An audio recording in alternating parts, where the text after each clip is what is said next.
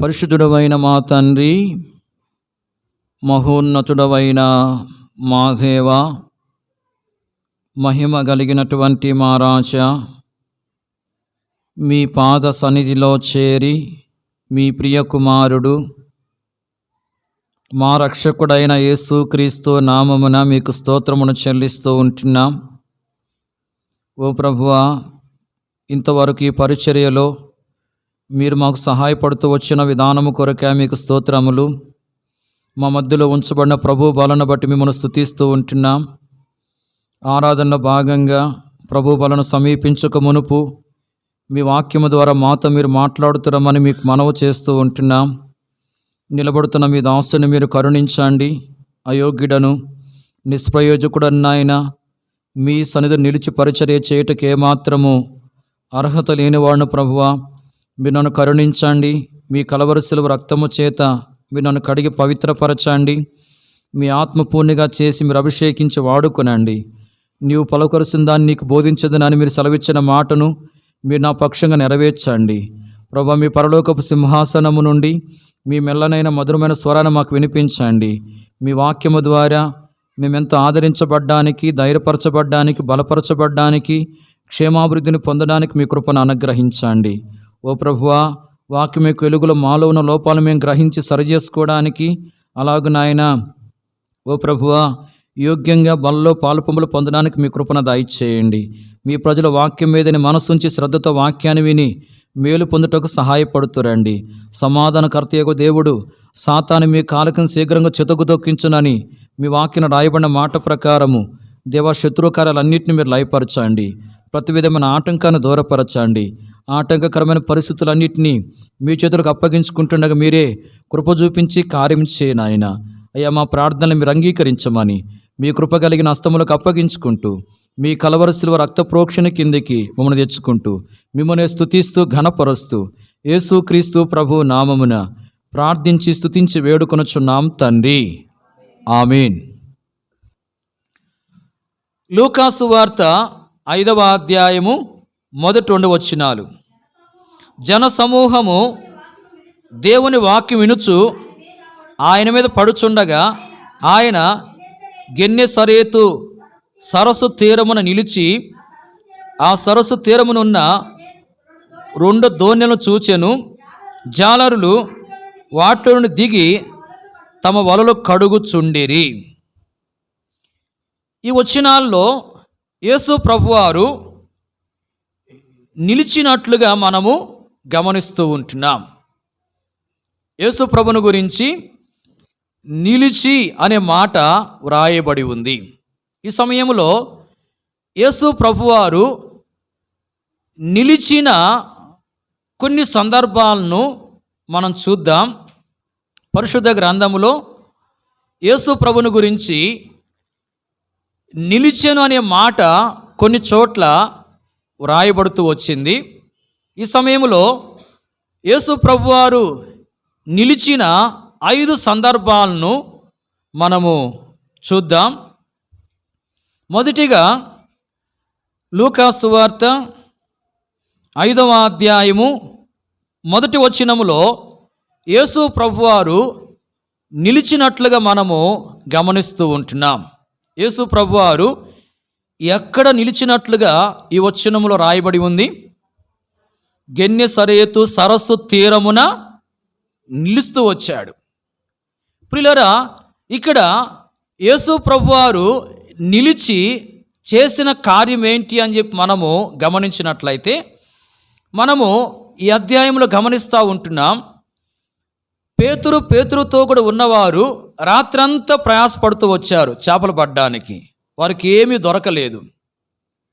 తెల్లవారింది, వాళ్ళు కడుక్కుంటా ఉన్నారు. దేని కొరకు? ఇంటికి వెళ్ళిపోదామని. రాత్రంతా ప్రయాసపడ్డారు, ఏమీ దొరకలేదు. ఇప్పుడు వాళ్ళు సంతోషంగా ఉంటారా, బాధగా ఉంటారా? చెప్పండి. బాధగా ఉంటారు. అంటే వారిలో మరి బాధ అనేది ఉంది. రాత్రంతా ప్రయాసపడ్డాము, నిద్ర మానుకుని చేపలు పడ్డానికి ఎంతో ప్రయత్నించాము, ఏమి దొరకలేదే అని చెప్పి వారెంతో బాధపడతా ఉన్నారు. ఆ విధంగా బాధలో వారు ఉన్నారు. ఆ సమయంలో ప్రభువు మరి ఆ సరస్సు తీరమున నిలిచి ఏం చేశాడంటే సీమోను యొక్క దోణి ఎక్కాడు. అంటే పేతురు యొక్క దోణి ఎక్కి మరి ఆయన కూర్చుండి అక్కడున్నటువంటి జనసమూహానికి వాక్యం బోధించాడు.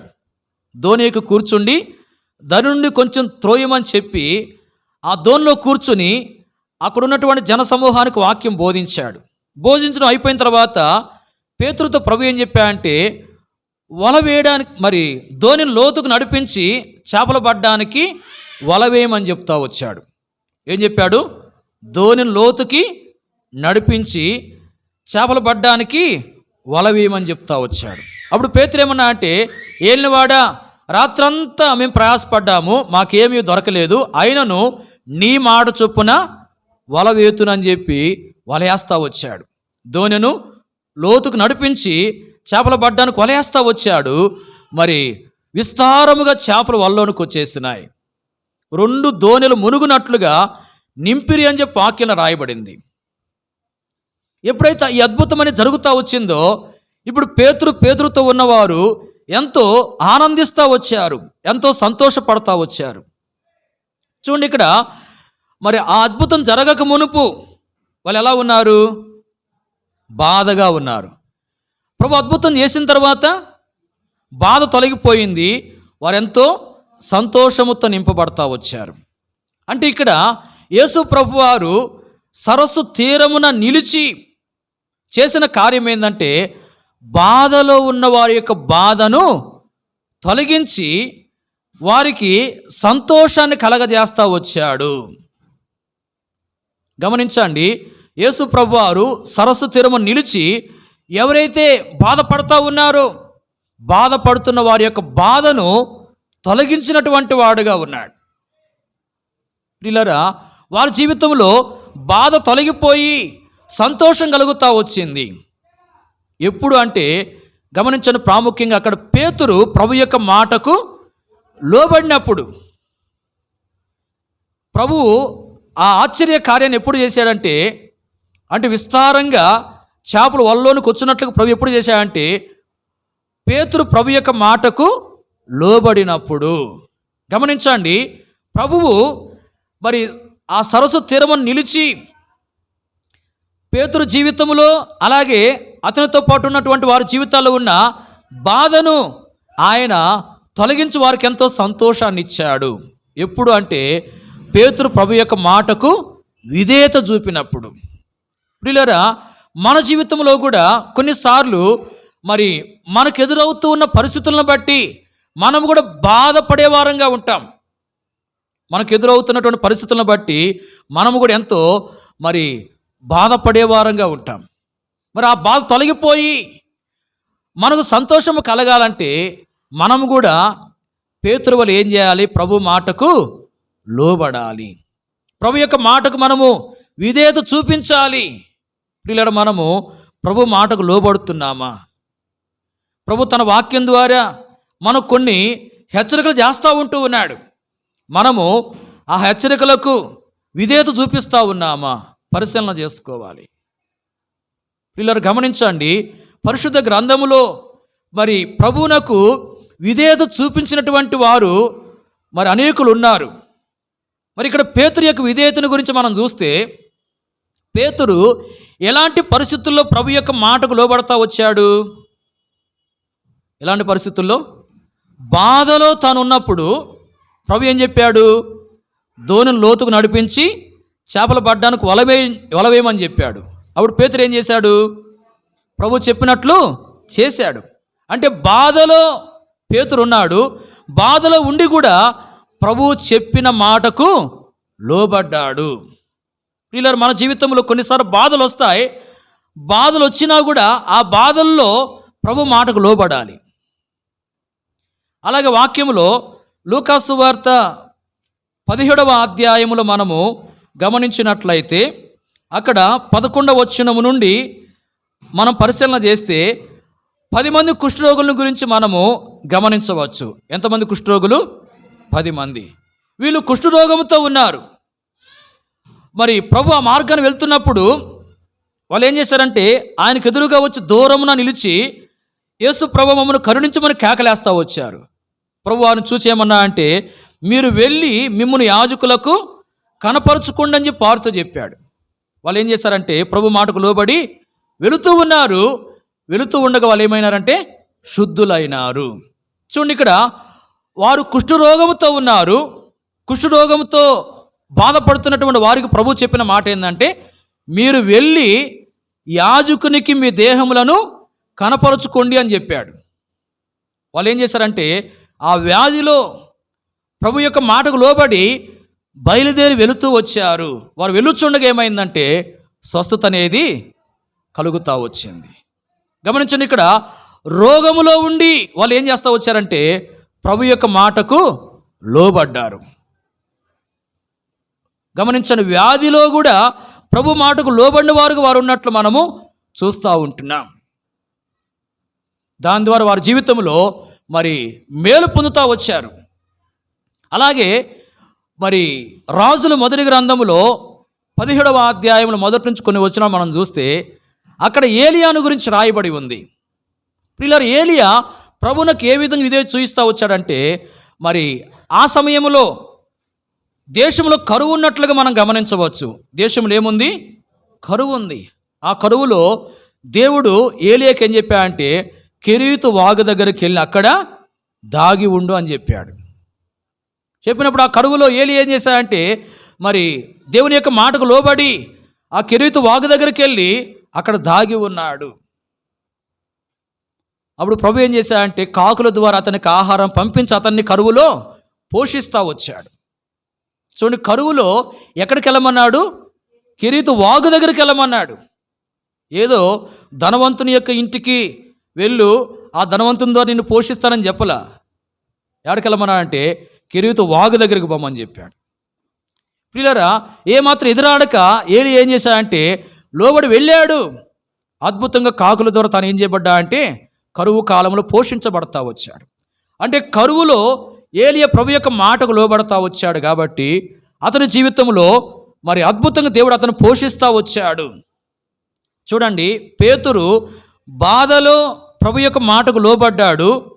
ప్రభు అతనికి కలిగిన బాధను తొలగించినట్లుగా మనం చూస్తూ ఉంటున్నాం. అలాగే 10 మంది కుష్ఠరోగులు మరి వ్యాధిలో ప్రభు యొక్క మాటకు లోబడతా వచ్చారు. వారు ప్రభు ద్వారా మేలు పొందారు, అంటే స్వస్థతను పొందుకుంటా వచ్చారు. అలాగే ఏలియా కరువులో ప్రభు యొక్క మాటకు లోబడతా వచ్చాడు. అద్భుతంగా ప్రభు అతన్ని కాకుల ద్వారా పోషిస్తూ వచ్చాడు. పిల్లల మన జీవితంలో కూడా మరి అన్ని పరిస్థితులు మంచిగా ఉన్నప్పుడు ప్రభువుకు లోబడ్డం అంటే అది సహజమైన విషయమే. అయితే బాధల్లో మనం ఉన్నప్పుడు, వ్యాధుల్లో గుండా మనం వెళ్తున్నప్పుడు, మరి కరువులు కష్టాలు మనకు ఎదురైనప్పుడు మనము ప్రభు యొక్క మాటకు లోబడ్డం అనేది గొప్ప విషయము. పరిస్థితులు అన్నీ మంచిగా ఉన్నప్పుడు లోబడ్డం అంటే అది సామాన్యమైన సంగతి. ప్రియులారా, పరిస్థితులు ప్రతికూలంగా ఉన్నప్పుడు, అంటే బాధలు గుండా మనం వెళ్తున్నప్పుడు, వ్యాధులు మనకు వచ్చినప్పుడు, కరువుల్లో కష్టాల్లో మనం ఉన్నప్పుడు ప్రభునకు లోబడే అనుభవంలోనికి మనం రావాలి. అన్ని పరిస్థితులు బాగున్నప్పుడు మరి లోబడ్డం అనేది మరి సహజమే. అయితే ప్రతికూలతలు ప్రభువుకు లోబడే అనుభవంలోనికి మనం రావాలి. మనకు ప్రతికూలతలు ఎదురైనప్పటికీ ప్రభువుకు లోబడాలి. ప్రియులారా, అలాంటి అనుభవంలో మనం ఉన్నామా? మన జీవితాన్ని మనము పరిశీలన చేసుకోవాలి. గమనించండి, యేసు ప్రభువారు సరస్సు తీరమున నిలిచాడు. దేని కొరకంటే బాధలో ఉన్న వారి యొక్క బాధ తొలగించి వారికి సంతోషాన్ని ఇవ్వడానికి. అయితే ఇక్కడ మరి పేతురుతో ఉన్న వారి యొక్క బాధ తొలగిపోయి సంతోషం కలుగుతూ వచ్చింది. ఎప్పుడు అంటే పేతురు ప్రభు యొక్క మాటకు లోబడినప్పుడు. పిల్లల మన జీవితంలో కూడా ప్రభునకు లోబడే అనుభవాన్ని కలిగి ఉండాలి. ప్రభునకు ఇదే చూయించే వారంగా ఉండాలి. మనం లోబడుతున్నామా? ఒకసారి మన జీవితాన్ని మనము పరిశీలన చేసుకోవాలి. రెండోదిగా చూడండి, పరిశుద్ధ గ్రంథంలో నుండి యోహాను సువార్త 20వ అధ్యాయము 19వ వచనం. యోహాను సువార్త 20వ అధ్యాయం 19వ వచనం. ఆదివారము సాయంకాలమున శిష్యులు యూదులకు భయపడి తాము కూడి ఉన్న ఇంటి తలుపులు మూసుకొని ఉండగా యేసు వచ్చి మధ్య నిలిచి మీకు సమాధానం కలుగునుగాక అని వారితో చెప్పాను. గమనించండి, ఇక్కడ యేసు ప్రభుని గురించి రాయబడింది. యేసు వచ్చి మధ్యను నిలచి అనే మాట. యేసు ప్రభు నిలిచినట్లుగా ఈ వచనం మనం చూస్తూ ఉంటున్నాం. యేసు ప్రభు వారు మరి శిష్యుల మధ్యలో నిలిచినట్లుగా మనము గమనిస్తూ ఉంటున్నాం. శిష్యులు మరి భయపడి, యూదులకు భయపడి ఒక ఇంటిలో తలుపులేసుకుని కూర్చుని ఉన్నారు. యేసు ప్రభు వారు అప్పటికి మరి మరణించి సమాధి చేయబడ్డాడు. తిరిగి ఆయన లేచాడు అని మరి నమ్మకం వారిలో సరైన విధానము లేదు. తిరిగి లేచి మరి మరియకు కనబడినట్లుగా మనము ఈ అధ్యాయాన్ని గమనించవచ్చు. ఆమె వచ్చి శిష్యులకు చెప్పింది, కానీ వాళ్ళు సరైన విధానంలో ఆ మాటలు నమ్మలేదు. కాబట్టి ఇప్పుడు యూదులకు భయపడి ఎంతో కలవరముతో, ఎంతో ఆందోళనతో వారుండి ఒక ఇంటిలో వారు ఉన్నట్లుగా మనం చూస్తూ ఉంటున్నాం. ఇంటి తలుపులు మూయబడి ఉండగా ప్రభు ఏం చేశాడంటే వారి మధ్యలోకి వచ్చి నిలవబడ్డాడు.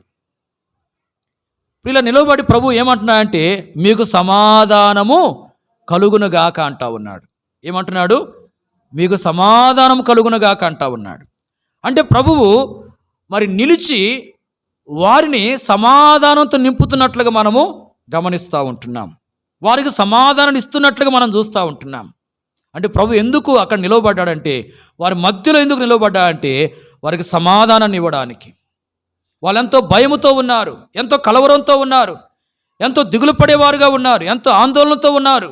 అలాంటి వారికి ప్రభువు మరి సమాధానం ఇవ్వడానికి వారి మధ్యలోకి వచ్చి నిలిచి ఆయన సమాధానాన్ని వారికి ఇచ్చినట్లుగా మనము గమనిస్తూ ఉంటున్నాం. ప్రియులారా, మన ప్రభువు మనకు సమాధానం ఇచ్చేవాడుగా ఉంటున్నాడు. మనకు కూడా కొన్ని పరిస్థితులను బట్టి మరి ఎంతో కలవరం అనేది ఉంటుంది.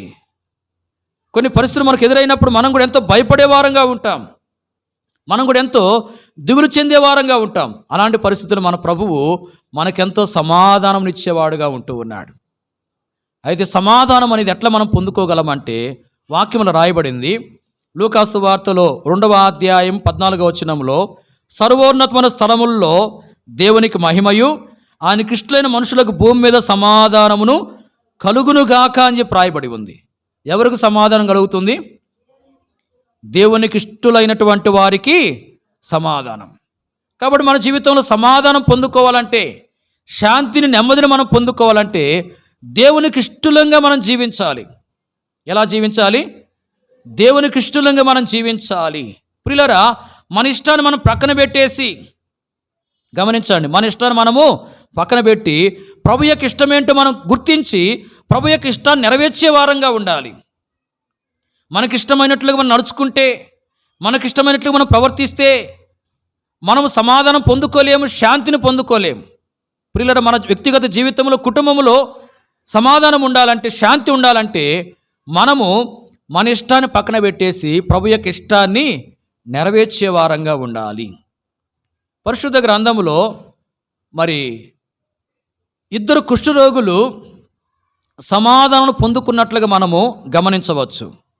రాజులు 2వ గ్రంథం 5వ అధ్యాయంలో మనం చూస్తే అక్కడ ఒక కుష్ఠరోగుని గురించి రాయబడి ఉంది. ఎవరు ఆయన? నయమాను అనే కుష్ఠరోగి. మరి ఈ యొక్క నయమాను కుష్ఠరోగంతో బాధపడుతూ ఉన్నాడు. ఆ వ్యక్తికి నెమ్మది, సమాధానం ఉంటుందా? ఉండదు. ఎందుకంటే ఆ రోగాన్ని బట్టి ఆ వ్యక్తి సంపూర్ణమైన సమాధానంతో, నెమ్మదితో జీవించలేని విధానం అనేది ఆ వ్యక్తికి ఉంటా ఉంది. మరి సమాధానం అనేది, పూర్తి సమాధానం అనేది ఎప్పుడు తాను పొందగలడు? అతను కూడా రోగం అనేది తొలగిపోయినప్పుడు. ప్రియులారా, గమనించండి, మరి ఈ వ్యక్తి రోగముతో ఉండి సమాధానము, శాంతి లేనివాడుగా ఉంటా ఉన్నాడు. దైవజనుడైన ఎలీషా దగ్గరకు వచ్చాడు. వచ్చినప్పుడు తాను మరి ఒక ఇష్టాన్ని కలిగి ఉన్నాడు, లేకపోతే తాను ఒక కోరిక, ఒక ఆలోచన కలిగి ఉన్నాడు. తన ఇష్టము లేక తన కోరిక, తన ఆలోచన ఏంటంటే, దైవజనుడైన ఎలీషా వచ్చి తన దగ్గర నిలవబడి రోగం ఎక్కడుందో అక్కడ దైవజనుడు ఎలీషా తన చెయ్యి ఆడించి తనకున్న రోగాన్ని బాగు చేయాలి అనే ఆలోచన మరి ఈ యొక్క నయమాను కలిగి ఉన్నాడు. కాబట్టి ఇక్కడ తన యొక్క రోగం అనేది దైవజనుడు ఎట్లా తొలగించాలో తాను ఒక ఆలోచన కలిగిన వాడుగా, తాను ఒక విధానము కలిగిన వాడుగా, ఒక ఇష్టం కలిగిన వాడుగా ఉన్నాడు. ఏం తన ఇష్టం అంటే, ఇంట్లో వచ్చాక దైవజనుడే వచ్చి రోగంగా ఉన్న స్థలం మీద తన చెయ్యి ఆడించాలి. కానీ ఇక్కడికి వస్తే దైవజనుడు తన ఇష్టము చొప్పున మరి జరిగించలేదు. ఏం చెప్పాడు? ఒక పనివాన్ని పంపించాడు. పనివాని ద్వారా ఒక వార్త పంపించాడు, వెళ్ళి యోర్దాను నదిలో 7 సార్లు మునగమని. ఇప్పుడు చూస్తే ఈ యొక్క నయమాను యొక్క ఇష్టం అక్కడ నెరవేర్చబడలేదు. నయమాను కోరినట్లుగా తాను ఆలోచించినట్లు అక్కడ జరగలేదు. ఇప్పుడు తనకేమైందంటే కోపం వచ్చింది. కోపం వచ్చి ఇక వెళ్ళిపోతా ఉన్నాడు. అయితే మరి అతనితో ఉన్నటువంటి వారిలో ఒక వ్యక్తి ఒక సలహా ఇచ్చాడు. ఆ దైవజనుడు గొప్ప కార్యం చేయమని చెప్తే చేయవా? మరి యోర్దాను నదిలో మునిగి లేవమని మరి చెప్పాడు కదా, అది చిన్న కార్యం మీద చేయొచ్చు కదా అన్నప్పుడు తను ఏం చేశాడంటే, మరి తన యొక్క మరి ఆలోచన, తన యొక్క ఇష్టాన్ని పక్కన పెట్టేసి దైవజనుడు చెప్పిన ప్రకారం వెళ్ళి యోర్దాను నదిలో మునిగి లేచాడు 7 సార్లు. అప్పుడు ఏం జరిగిందంటే, అతనుకున్న కుష్ఠరోగము పోయింది. అప్పుడు ఎంతో సమాధానంతో నెమ్మదితో ఆ వ్యక్తి నింపబడతా వచ్చాడు. చూడండి, ఇక్కడ తన జీవితంలో మరి నా ఇష్టము చొప్పున జరిగితేనే బాగుంటుంది, లేకపోతే నా ఇష్టం చొప్పున జరిగితేనే నేను మరి ఈ విధంగా దైవజనుని దగ్గర ఉంటానని చెప్పి అనుకుని తన ఇష్టము నెరవేర్చుకోవాలనే ఉద్దేశంతోనే ఉన్నట్లయితే తానకు అక్కడ స్వస్థ అనేది జరిగేది కాదు. దైవజనుడా, నీ వచ్చి రోగంగా ఉన్న స్థలం మీద నీ చెయ్యి ఆడించాలి, అది నా ఇష్టం, నా ఇష్ట ప్రకారం నువ్వు చేస్తేనే కుదిరిద్ది, ఇక వేరేదేది నేను చేయనని చెప్పి ఆ వ్యక్తి అట్లా మొండిగా ఉన్నట్లయితే ఆ వ్యక్తికి స్వస్థత జరిగేది కాదు. ఎప్పుడైతే తాను తన ఇష్టము పక్కన పెట్టేసి దైవజనుడు చెప్పిన మాటకు లోబడ్డాడో అప్పుడు తనకు స్వస్థత కలుగుతూ వచ్చింది. కాబట్టి గమనించండి, సమాధానం అనేది ఎట్లా పొందుకున్నాడంటే, తన ఇష్ట ప్రకారం కార్యం జరిగించకుండా తన ఇష్టాన్ని పక్కన పెట్టడం ద్వారానే తనకు సమాధానం కలిగింది. పిల్లలు, మన జీవితంలో కూడా కొన్నిసార్లు మనం ఎందుకు సమాధానం పొందుకోలేకపోతున్నాం, ఎందుకు శాంతి అనేది మన జీవితంలో ఉండలేదంటే, మన ఇష్టాన్ని మనం పక్కన పెట్టాం. ఏమనుకుంటాం? మన ఇష్టం చొప్పునే జరగాలని మొండి పట్టుబడతాం. నేను అనుకున్నాను, లేదా ఇది నా ఇష్టము కాబట్టి నేను అనుకున్న ప్రకారమే జరగాలని చెప్పి నయమని అట్లా అదే మొండి పట్టుతో ఉన్నట్లయితే ఆ వ్యక్తికి స్వస్థత జరిగేది కాదు, సమాధానం పొందుకునేవాడే కాదు. పిల్లలు, మన జీవితంలో కూడా ఎందుకు చాలాసార్లు సమాధానం ఉండడం లేదంటే, శాంతి ఎందుకు మనం కోల్పోతున్నామంటే, మన ఇష్టాన్ని మనం పట్టుకుని ఎలాడుతూ ఉన్నాం. మన ఇష్టమే జరగాలని మనము ఆలోచన కలిగిన వారంగా ఉన్నాం, కానీ దేవుని ఇష్టాన్ని గురించినటువంటి ఆలోచన మనలో ఉండడం లేదు. పిల్లలు, ఎప్పుడైతే మన ఇష్టాన్ని మనం చనిపోతామో, మన ఇష్టాన్ని ఎప్పుడైతే పక్కన పెడతామో, మన ఇష్టాన్ని ఎప్పుడైతే మనం విడిచిపెడతామో అప్పుడే మనము సమాధానము, శాంతిని పొందుకుంటాం. కాబట్టి ఇంతవరకు నా ఇష్టమే జరగాలి, నా ఇష్టం చొప్పునే అంతా ఉండాలని చెప్పి నీ ఇష్ట ప్రకారమే నువ్వు కొనసాగుతున్నట్లయితే ఇప్పుడైనా నీ ఇష్టాన్ని పక్కన పెట్టేసి అప్పుడు నీ జీవితంలో నిజమైన శాంతి నీవు పొందుకోగలవు.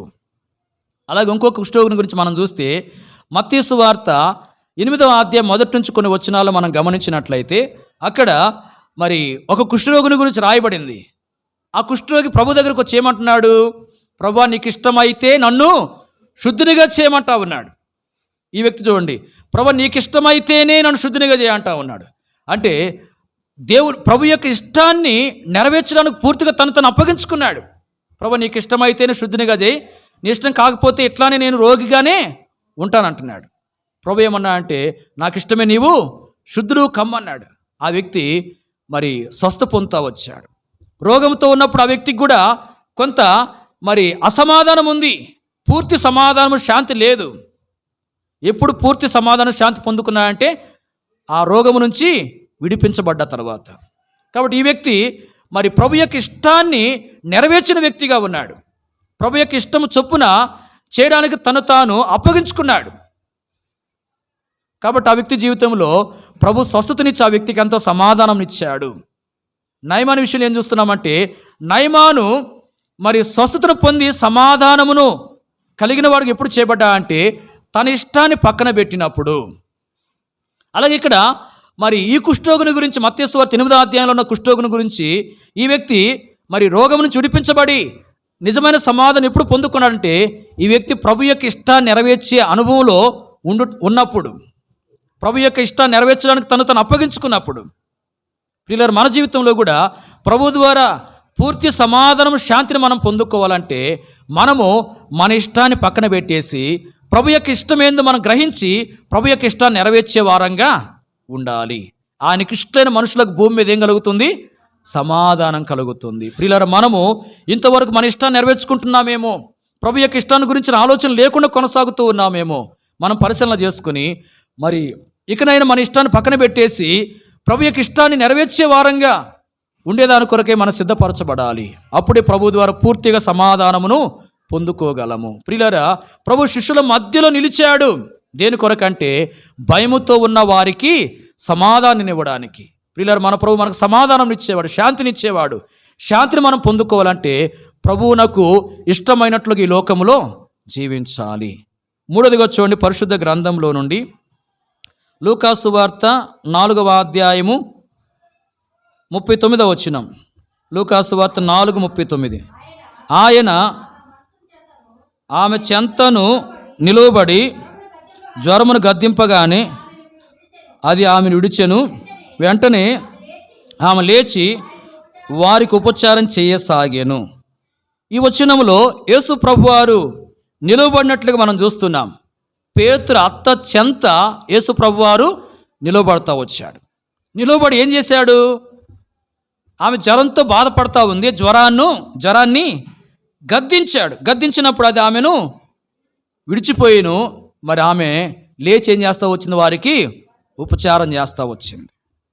వీళ్ళని గమనించండి, ఇక్కడ మరి పేతురు అత్త తీవ్రమైనటువంటి జ్వరముతో బాధపడతా ఉంది. ఆమె యొక్క దేహంలో ఒక బలహీనత అనేది ఉంది.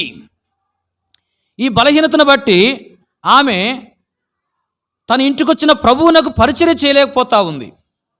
గమనించండి, ఆమె తీవ్రమైన జ్వరంతో బాధపడతా ఉంది. ఆ బలహీనతను బట్టి తన ఇంటికి వచ్చినటువంటి ప్రభువుకు పరిచర్య చేయలేకపోతా ఉంది. మరి ఆ బలహీనత అనేది ఎప్పుడు తొలగించబడింది అని చెప్పి మనం పరిశీలన చేస్తే, ఎప్పుడు తొలగించబడింది? వారు ఆమెను గురించి ఆయనతో చెప్పినప్పుడు ప్రభు ఏం చేశాడంటే ఆమె చెంత నిలవబడి ఆ జ్వరాన్ని, అంటే ఆ జ్వరాన్ని, ఆ బలహీనతను గద్దించి తొలగించాడు. అప్పుడు ఆ బలహీనత అనేది ఆమెలో నుండి తొలగిపోయింది. అంటే ఇక్కడ వారు ఆమెను గురించి ఆయనతో చెప్పారని చెప్పి రాయబడింది. ఇదేం చూపిస్తుంది అంటే ప్రార్థన ద్వారా ప్రభు అక్కడ కార్యం చేస్తూ వచ్చాడు. అంటే ఆమెలో ఉన్న బలహీనతను తొలగించాడు. వారు ప్రార్థించడం ద్వారా ఆమెలో ఉన్న బలహీనతను ప్రభు తొలగిస్తూ వచ్చాడు. ప్రియులారా, బలహీనత తొలగిపోయినప్పుడు ఆమె మరి ప్రభువునకు ఉపచారం చేసినట్లుగా మనము గమనిస్తూ ఉంటున్నాం. చూడండి, ఇక్కడ మరి ఆమెలో ఉన్న బలహీనతను తొలగించడానికి ప్రభువు ఆమె చెంత నిలవబడతా వచ్చినట్లుగా మనము గమనిస్తూ ఉంటున్నాం. ప్రియులారా, జ్వరము అనే బలహీనత ఆమెలో ఉండుటను బట్టి ప్రభు ఆమె ఇంటికి వచ్చినప్పుడు ప్రభువునకు ఆమె పరిచర్య చేయలేకపోతా ఉంది. ఎప్పుడు ఆమె ప్రభువునకు పరిచర్య చేయగలిగింది అంటే ఆ బలహీనత తొలగిపోయిన తర్వాత. బలహీనత ఉన్నంతసేపు ప్రభువునకు ఆమె పరిచర్య చేసినట్లు వాక్యంలో వ్రాయబడలేదు. అంటే బలహీనత ఆమెలో ఉన్నంత వరకు ఆమె ప్రభువునకు పరిచర్య చేయలేకపోతా వచ్చింది. బలహీనత తొలగిపోయిన తర్వాత ఆమె ప్రభువునకు పరిచర్య చేస్తూ వచ్చింది. ప్రియులారా, మన జీవితంలో కూడా కొన్ని బలహీనతలు ప్రభు కొరకు మరి పని చేయనీయకుండా అడ్డగించేవిగా ఉంటా ఉన్నాయి. ఆ బలహీనతలు ఏం కావాలి? మనలో నుంచి తొలగిపోవాలి. ఆమెలో ఉన్న బలహీనత ఎట్లా పోయింది? ప్రభువునకు ప్రార్థించడం ద్వారా.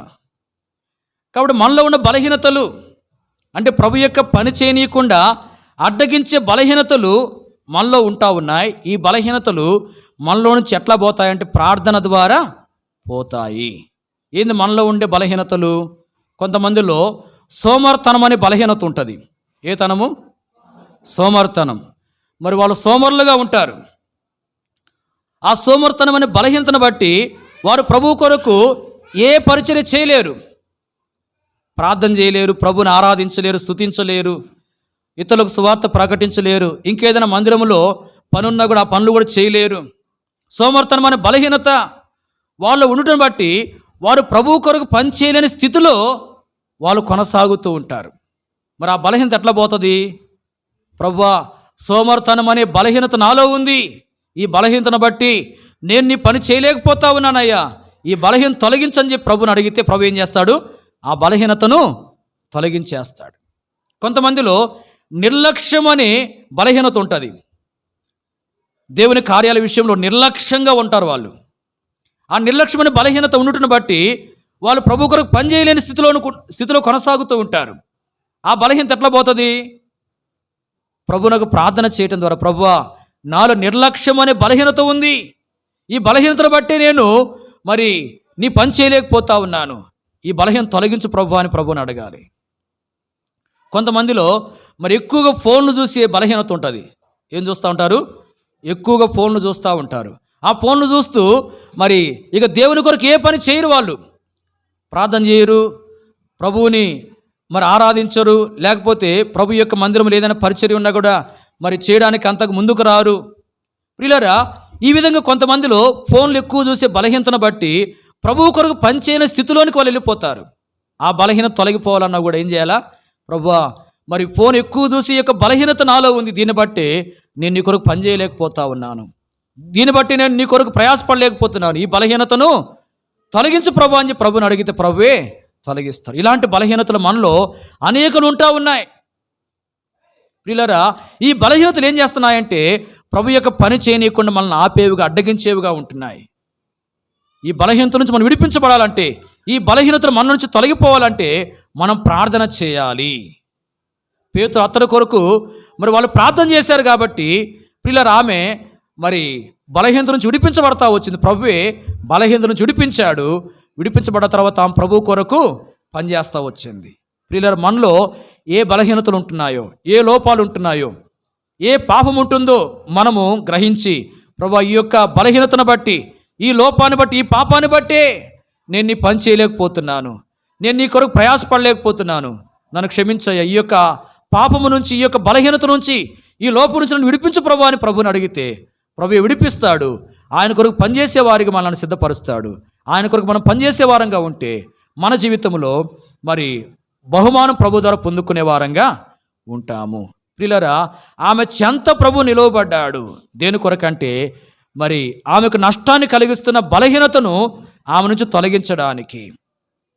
ప్రియులారా, మన జీవితంలో కూడా మరి మనలో ఉన్న బలహీనతను ఆయన తొలగించేవాడు గనుక మనం ప్రభు సన్నిధిలో ప్రార్థించి, ప్రార్థన ద్వారా ప్రతి బలహీనత నుంచి మనము విడిపించబడాలి.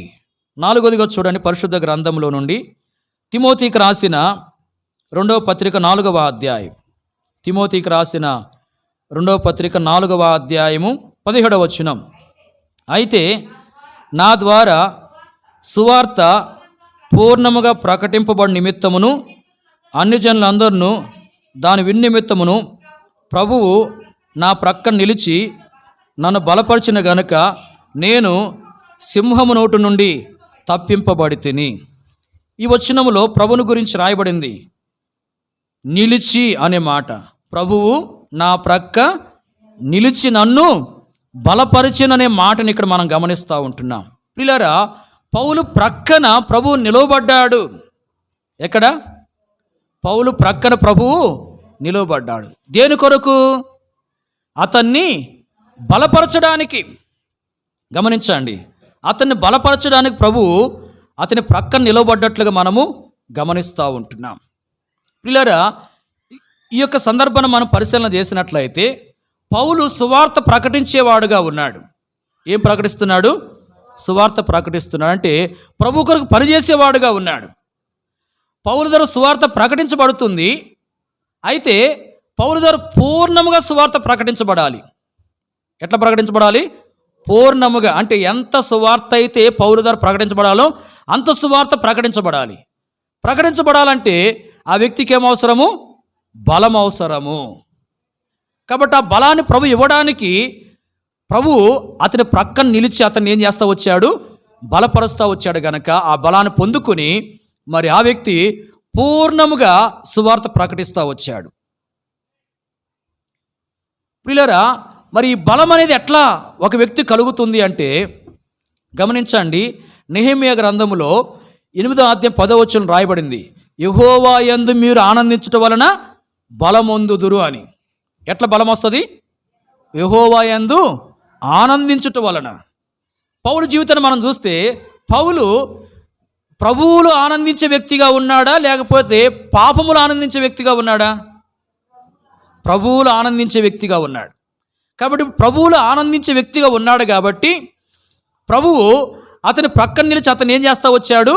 బలపరుస్తూ వచ్చాడు. ఆ బలాన్ని పొందుకుని పూర్ణముగా తాను సువార్త ప్రకటించిన వాడుగా, పూర్ణముగా తాను ప్రభు యొక్క పనిని పరిచయం చేసినటువంటి వాడుగా ఉన్నాడు. ప్రియులారా, గమనించండి, మన జీవితంలో కూడా మనము ప్రభువులు ఆనందించే వారంగా ఉండాలి. దేనిలో ఆనందించాలి? ప్రభువులు ఆనందించాలి. కొంతమంది సినిమా పాటల్లో ఆనందిస్తూ ఉంటారు. దేనిలో? సినిమా పాటల్లో ఆనందిస్తూ ఉంటారు. ఒకసారి ఒక దైవ సేవకుడు ఒక ఇంటికి వెళ్ళేసరికి ఆ ఇంట్లో ఉండే ఒక విశ్వాసి మిషన్ కుడతా ఆ పక్కనే ఫోన్ పెట్టుకుని ఫోన్లో సినిమా పాట పెట్టుకుని ఆ సినిమా పాటను బట్టి ఆనందిస్తూ మిషన్ కుడతా ఉంది. చూడండి, మరి ఈ దేనిలో ఆనందిస్తున్నట్లు ఆమె సినిమా పాటల్లో ఆనందిస్తూ ఉంది. కొంతమంది సినిమాల్లో ఆనందిస్తూ ఉంటారు. కొంతమంది దేవునికి విరోధమైనటువంటి పాప సంబంధమైన కార్యాలు ఆనందిస్తూ ఉంటారు. ప్రియులారా, దేవుని ప్రజలంగా మనము పాపములో దేవునికి వ్యతిరేకమైన కార్యాల్లో ఆనందించే వారంగా ఉండకూడదు. ప్రభువులో మనం ఆనందించాలి. ప్రభువులో ఆనందించే వారంగా ఉంటే మనము ప్రభు ద్వారా బలపరచబడతాం. మనం బలపరచబడి పూర్ణముగా ప్రభు యొక్క పని మనం చేయాలి. గమనించిన పౌలు ద్వారా సువార్త ప్రకటించబడుతుంది, కానీ పూర్ణంగా ప్రకటించబడాలంటే ఆ వ్యక్తికి ఏమవసరమైంది? బలం అవసరమైంది. ఆ బలము మరి ప్రభు అతనికి ఇచ్చాడు. పిల్లలు, మన ద్వారా కూడా ప్రభు కార్యాలు జరుగుతున్నాయి. అంటే మనం కూడా ప్రభు కొరకు పనిచేస్తున్నాం, ప్రభు కొరకు ప్రయాసపడుతున్నాం. అయితే మనం పూర్తిగా ప్రభు కొరకు ప్రయాసపడాలి. మనం పూర్ణంగా ప్రభు కొరకు పనిచేయాలి. పూర్ణంగా మనం ప్రభు కొరకు పనిచేయాలంటే మనం ఇంకా ఏం చేయబడాలి? బలపరచబడాలి. మన ద్వారా మరి ప్రభు ఎంత పని అయితే జరగాలని కోరుతున్నాడో, మన ద్వారా ఎంత పరిచర్య అయితే జరిగించబడాలని చెప్పి ఆయన ఆశిస్తున్నాడో, అంత పని అంత పరిచర్య మన ద్వారా జరిగించబడాలంటే ప్రియులారా, మనము ఇంకా బలపరచబడాలి. ఈ బలాన్ని మనం ఎట్లా పొందగలమంటే ప్రభువులో మనం ఆనందించడం ద్వారా. పాపములో పాప సంబంధమైన కార్యాలు మనం ఆనందించేది వదిలేయాలి. ప్రభువులో ఆనందించే వారంగా ఉంటే ప్రభు మనల్ని బలపరుస్తాడు. అలాగే మనం బలం పొందుకున్నప్పుడు ప్రియులారా, మనము ప్రభు కొరకే పూర్తిగా పని చేయగలము, ప్రభు కొరకు పూర్తిగా ప్రయాసపడగలము, ప్రభు కొరకై పూర్తిగా పరిచర్య చేయగలము. ప్రియులారా, మనం ప్రభువులో మరి ఆనందిస్తున్నామా? ఒకసారి మన జీవితాన్ని మనం పరిశీలన చేసుకోవాలి. ఆయన బలపరచడానికి నిలువబడ్డాడు. ప్రియులారా, మనల్ని కూడా ప్రభు బలపరచాలంటే మనం ప్రభువులు ఆనందించే అనుభవంలోనికి రావాలి. ఇంతవరకు మరి ప్రభువులు ఆనందించుకుని లోకంలో పాపములు ఆనందిస్తూ వచ్చావేమో, మరి ఆ స్థితిని ప్రభు సన్నిధిలో ఒప్పుకొని క్షమాపణ కోరుకోవాలి. ఆ స్థితిని బట్టి ఇక నేను ప్రభువులు ఆనందించే వారంగా ఉండి బలపరచబడి మరి పూర్ణంగా ప్రభు యొక్క పరిచర్య పని మనం చేసే వారముగా ఉండాలి. చివరికి 5వదిగా ఇంకొక మాట మనం చూద్దాం. అపోస్తుల కార్యములు 7వ అధ్యాయము 55వ వచనం. 7:55. అయితే అతడు పరిశుద్ధాత్మతో నిండుకున్నవాడై ఆకాశం వైపు తేరిచూచి దేవుని మహిమను, యేసు దేవుని కుడిపార్శ్వమందు నిలిచి ఉండుటను చూచి. చాలు. గమనించండి, ఇక్కడ యేసు ప్రభుని గురించి ఒక మాట రాయబడింది. ఏ మాట అంటే నిలిచి అనే మాట. యేసు ప్రభు వారు ఎక్కడ నిలబడ్డట్లుగా ఇక్కడ రాయబడింది? దేవుని కుడిపార్శ్వమందు. ఇది ఎప్పుడు జరిగిన విషయము? యేసు ప్రభు శరీరధారి యొక్క భూలోకములు ఉన్నప్పుడా? కాదు. లేకపోతే ఆయన మరణించి సమాధించబడి తిరిగి లేచి కొందరు కనపడతా వచ్చాడు కదా, అప్పుడా? అప్పుడు కూడా కాదు. ఆయన పరలోకానికి వెళ్ళిపోయాడు. పరలోకానికి వెళ్ళి ఏం చేస్తున్నాడు ఆ పరలోకంలో అంటే తండ్రి కుడి పార్శ్వమున కూర్చుండి పరిశుద్ధుల కొరకు ఏం చేస్తున్నాడు? విజ్ఞాపన చేస్తూ ఉన్నాడు. ఎట్లా? తండ్రి కుడి పార్శ్వమున కూర్చుని విజ్ఞాపన చేస్తున్నాడా? నిలవబడి విజ్ఞాపన చేస్తున్నాడా? కూర్చుని. పరిశుద్ధ గ్రంథంలో కొన్ని లేఖనాలు అట్లా రాయబడ్డాయి. తండ్రి కుడి పార్శ్వమున ఆయన కూర్చుని ఉన్నాడని, కూర్చుని మన కొరకు విజ్ఞాపన చేస్తున్నాడని చెప్పి రాయబడింది. ఇప్పుడు కూర్చుని విజ్ఞాపన చేస్తున్నటువంటి ఆ ప్రభువు ఈ స్తెఫనుకి ఎట్లా కనబడుతున్నాడు? నిలవబడ్డట్టు కనబడతా ఉన్నాడు. అంటే దేవుని కుడిపార్శ్వమున యేసు ప్రభువారు నిలవబడి ఉన్నాడు. ప్రియులారా, పరలోకములో తండ్రి కుడిపార్శ్వమందు యేసు ప్రభువారు నిలవబడుతూ వచ్చాడు. దేని కొరకు అంటే మరి స్తెఫనుకి ఘనమైన విధానంలో పరలోకంలోనికి స్వాగతాన్ని ఇవ్వడానికి. గమనించండి, స్తెఫను కొన్ని నిమిషాల్లో మరణించబోతున్నాడు. అతను పరలోకానికి వెళతాడు. వెళ్ళినప్పుడు ఘనమైన విధానములు అతన్ని పరలోకంలోనికి ఆహ్వానించడానికి ప్రభువే ఏం చేశాడు? నిలవబడి ఆహ్వానించడానికి సిద్ధంగా ఉన్నాడు. ఘనమైన స్వాగతాన్ని ఇవ్వడానికి ప్రభు నిలబడతా వచ్చాడు. ప్రియులారా, గమనించండి, సర్వలోకాన్ని సృష్టించినటువంటి ఆ సృష్టికర్త మరి స్తెఫనుని ఘనముగా పరలోకంలోనికి ఆహ్వానించడానికి నిలవబడ్డాడు అంటే అది ఎంతో గొప్ప సంగతి. ప్రియులారా, ఘనమైనటువంటి మరి ఆహ్వానం అనేది పరలోకములో స్తెఫనుకు అనుగ్రహించబడతా వచ్చింది.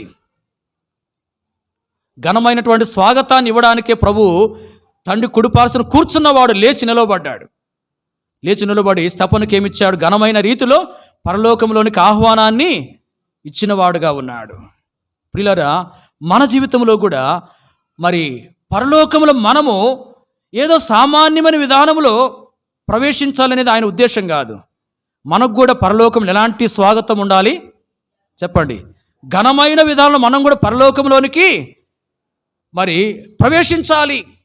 మనకు కూడా పరలోకంలోనికి ఘనమైన రీతిలో ఆహ్వానం అనేది అనుగ్రహించబడాలి. ఘనమైనటువంటి ఆహ్వానం. ప్రియులారా, మరి అలాంటి ఆహ్వానము మనకు అనుగ్రహించబడాలంటే మనం ఈ లోకంలో ఎలా జీవించాలంటే మన వాక్యంలో చూడవచ్చు. స్తెఫనుకి మరి యేసు ప్రభువు ఘనమైన విధానంలో పరలోకంలోనికి ఆహ్వానాన్ని మరి అనుగ్రహించిన వాడుగా ఉన్నాడు. కారణం ఏంటంటే స్తెఫను భూలోకములు ఎలా ఉన్నాడంటే ప్రభు యొక్క లక్షణాలను కలిగి ఉన్నాడు. ఏం కలిగి ఉన్నాడు? ప్రభు యొక్క లక్షణాలను కలిగి ఉంటా వచ్చాడు. ఎలా మనం చెప్పొచ్చు అంటే మరి అతడు ఏదైతే చూస్తా వచ్చాడో దాన్ని చెప్తున్నాడు. ఏమని చెప్పాడు?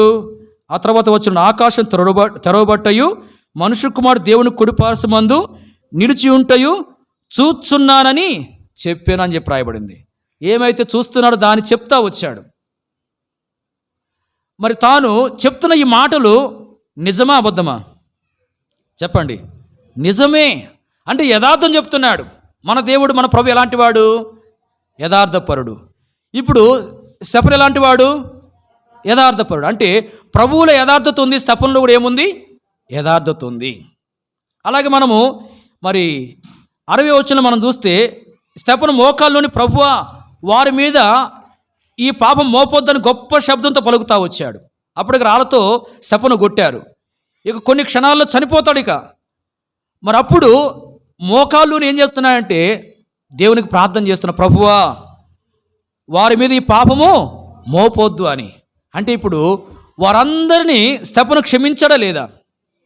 క్షమించాడు కాబట్టి ఆ మాట పలగలుగుతా వచ్చింది, ఈ పాపాన్ని వాళ్ళ మీద మోపొద్దు అని. అంటే తన రాళ్ళతో కొట్టి గాయపరిచి మరి తన యొక్క మరణానికి వాళ్ళు కారకులైనారు. అంతగా హింసించినా కూడా హింసించిన వారిని తను ఏం చేశాడు? క్షమించాడు. యేసు ప్రభువు కూడా క్షమించే అనుభవం కలిగి ఉన్నాడు.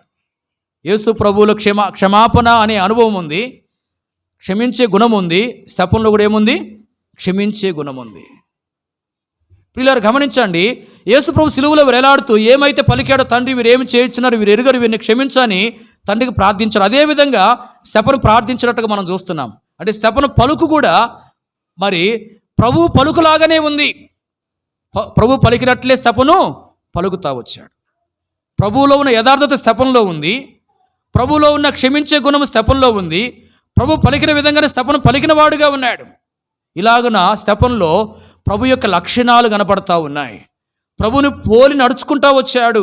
ప్రభు యొక్క గుణాలు కలిగి ఉన్నాడు. దాన్ని బట్టి ప్రియులారా, మరి ప్రభు నిలిచి, పరలోకంలో కూర్చున్న ప్రభు నిలిచి ఘనమైన విధానంలో అతను చనిపోయినప్పుడు అతను పరలోకంలోనికి ఆహ్వానిస్తూ వచ్చాడు. ప్రియులారా, మనకు కూడా ఘనమైన విధానములో పరలోకమునికి ఆహ్వానం అనేది అనుగ్రహించబడాలంటే మనం ఈ లోకములో యేసు ప్రభు యొక్క లక్షణాలను కలిగి ఉండాలి. యేసు ప్రభు యొక్క లక్షణాల్లో ఒక్క లక్షణమైన ఉందా? వారానికి ఒక్క లక్షణం కలిగి ఉండేది నేర్చుకుంటే నెలలో ప్రభు యొక్క లక్షణాలు 4 మనము కలిగి ఉండేదాని కొరకు నేర్చుకోగలుగుతాం. అట్లా దినాలు గడిచే కొద్ది ప్రభు యొక్క లక్షణాలు కలిగి జీవించేదాని కొరకే మనం ప్రయాసపడాలి. ప్రభువులో ప్రేమ అనే లక్షణం ఉంది, మనలో కూడా ప్రేమ అనే లక్షణం ఉండాలి. ప్రభువులో న్యాయం అనే లక్షణం ఉంది, మనలో కూడా న్యాయం ఉండాలి. ప్రభువులో మరి మంచితనం ఉంది, మనలో మంచితనం ఉండాలి. ప్రభువులో యథార్థత ఉంది, మనలో యథార్థత ఉండాలి. ప్రియులారా, ప్రభు యొక్క లక్షణాలు ఉన్నాయా? ప్రభు యొక్క లక్షణాలు కనబడుతున్నాయా? ఏదైనా నష్టం జరిగితే మనం సహిస్తా ఉన్నా, ఓర్చుకుంటున్నామా? నష్టం కలిగించినటువంటి వారిని క్షమించే వారంగా ఉన్నామా? చాలాసార్లు క్షమించేదానికి బదులుగా మరి నష్టం కలిగించిన వారిని శపించే వారంగా ఉంటాం. ఏం చేస్తాము? క్షమించవలసిన మనము శపించే వారంగా ఉంటాం. ప్రియులారా, మన జీవితంలో ప్రభు యొక్క లక్షణాలు కనబడడం లేదు, ప్రభు యొక్క గుణాలు కనబడడం లేదు. ప్రభుని పోలి మనం జీవించలేకపోతున్నాం. ప్రభుని పోలి మనం జీవించకపోతే ప్రభు వచ్చినప్పుడు, లేకపోతే మన ఈ లోకాన్ని విడిచిపెట్టినప్పుడు పరలోకానికి చేరలేమేమో. ఒకసారి ఆలోచన చేసుకోవాలి. ప్రియులారా, ప్రభు యొక్క లక్షణాలు మనలో ఉంటేనే మనకు పరలోకంలో ఘనమైనటువంటి స్వాగతం అనేది అనుగ్రహించబడుతుంది. ఘనమైన స్వాగతాన్ని ఇవ్వడానికి ప్రభు లేచి నిలవబడ్డాడు. ప్రియులారా, మనం కూడా ప్రభు యొక్క లక్షణాలు కలిగి జీవిస్తూ మరి స్తెఫను ఎలాగైతే ఘనమైన విధానంలో పరలోకంలోనికి ఆహ్వానించబడ్డాడో అలాగే మనం కూడా పరలోకానికి చేరేవారంగా ఉండాలి. ఈ సమయంలో పరిశుద్ధ గ్రంథంలో నుంచి 5 విషయాలను చూస్తూ వచ్చాం. మొదటిది, యేసు ప్రభువు ఎక్కడ నిలవబడ్డాడు? సరస్సు తీరము నిలవబడ్డాడు. ప్రియులారా, దేని కొరకంటే బాధలో ఉన్న వారి యొక్క బాధను తొలగించి సంతోషాన్ని ఇవ్వడానికి. మరి పేతురు ప్రభు యొక్క మాటకు లోబట్టును బట్టి ప్రభు ఏం చేశాడు? బాధను తొలగించి సంతోషాన్ని ఇచ్చాడు. మనం కూడా ప్రియులారా ప్రభు యొక్క మాటకు లోబడే వారంగా ఉండాలి. రెండోది, యేసు ప్రభు వారు ఇంటిలో ఉన్న శిష్యుల మధ్యలో నిలవబడ్డాడు. దేని కొరకంటే వారికి సమాధానమును ఇవ్వడానికి. ప్రియులారా, సమాధానం ఎట్లా పొందుకోగలమంటే మనము ప్రభునకు ఇష్టంగా జీవించటం ద్వారా. మూడవదిగా, మరి పేతురు అత్త చెంత ప్రభు నిలవబడ్డాడు. దేని కొరకంటే మరి ఆమెలో ఉన్న బలహీనతను తొలగించడానికి. ఆ బలహీనతే ప్రభునకు పరిచర్య చేయనీయకుండా ఆటంకంగా ఉంది. ఆ బలహీనతను తొలగించడానికి ప్రభు ఆమె చెంత నిలవబడి ఆ బలహీనతను తొలగించి ఆమెను మరి పరిచర్య చేసే స్త్రీగా సిద్ధపరుస్తూ వచ్చాడు ప్రభు. ప్రియులారా, అది ఎలా సాధ్యమైందంటే ప్రార్థన ద్వారా సాధ్యమైంది. ప్రార్థన ద్వారానే మనలో ఉన్న బలహీనతలు ఏమవుతాయి? తొలగించబడతాయి. నాలుగోది మనం చూస్తూ వచ్చాము, మరి పౌలు ప్రక్కన ప్రభు నిలవబడ్డాడు. దేని కొరకంటే పౌలు ద్వారా పూర్ణముగా మరి ప్రభు యొక్క పని జరగాలి, సువార్త ప్రకటించబడాలి. దాని కొరకు తాను బలపరచబడాలి. కాబట్టి ప్రభు అతని ప్రక్కన నిలిచి అతన్ని బలపరుస్తూ వచ్చాడు. ప్రియులారా, మరి ఆ విధంగా బలపరచబడాలంటే ఏ అనుభవం ఉండాలి? ప్రభువులు ఆనందించే అనుభవం ఉండాలి. ఐదవది, చివరిగా మరి యేసు ప్రభువారు తండ్రి కుడిపార్శ్వన పరలోకంలో మరి నిలవబడుతూ వచ్చాడు. దేని కొరకంటే మరి స్తెఫను ఘనమైన స్వాగతాన్ని పరలోకంలో అనుగ్రహించడానికి. ఆ ఘనమైన స్వాగతం స్తెఫనుకు మరి అనుగ్రహించబడడానికి కారణం ఏంటంటే అతడు ప్రభు యొక్క లక్షణాన్ని కలిగి జీవిస్తూ వచ్చాడు. ప్రియులారా, మనం కూడా ఆ విధంగా ఉండాలి. గమనించండి, యేసు ప్రభువు సరస్సు తీరమున నిలవబడ్డాడు.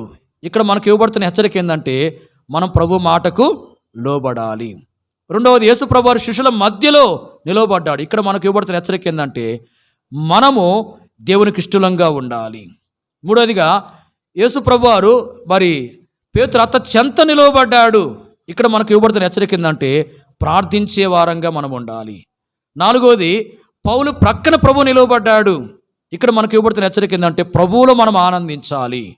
5వది, మరి ప్రభువు తండ్రి కుడి ప్రక్కన నిలవబడ్డాడు.